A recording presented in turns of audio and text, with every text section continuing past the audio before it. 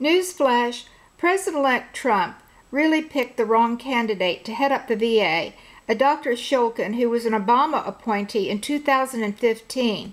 The VA is a mess, and Dr. Shulkin is part of the problem. Furthermore, he's not even a vet, which is, this has never happened before in history of U.S., that a non-vet has been appointed to head up the VA. All that aside, the point is that the vet's #1 candidate for the new VA head was Commander Wells, because he knows the VA system inside and out, backwards and forwards, better than anyone else does. He knows the problems, what needs to be done to fix them ASAP, and he will, or he would if he were appointed. President-elect Trump promised the vets that he would at least meet with Commander Wells, and that was supposed to have been last Tuesday. But something fell through, and the next day, Trump, in a press conference, announces that Shulkin will be the head of the VA, which is a real slap in the face to the vets. It really knocked them back.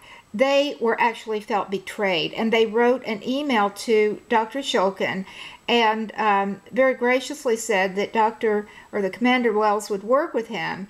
And Dr. Shulkin wrote back to them that he couldn't pick anybody to be his deputy until he was installed, but that he did admit Wells is well qualified. And so the vets are really wondering, well, where does that leave their #1 candidate, who they believe, and I believe also, even though I supported Trump from the earliest beginnings, well, what is Trump going to do? Is he going to really pick the VA deputy to be Wells or not? Actually, what Trump needs to do is meet this week with Wells, and since he is their #1 candidate, and at least talk with him about what he could do to fix the VA. And at that point, Trump will see that Wells is the better qualified candidate, because for 10 years he's lobbied for the vets on Capitol Hill, arguing for the vets' cases, and for many years he's done pro bono work for vets in their court cases, as he's a vet attorney. He is a vet advocate attorney, Commander Wells, and he knows all the ins and outs of the problems better than anyone else.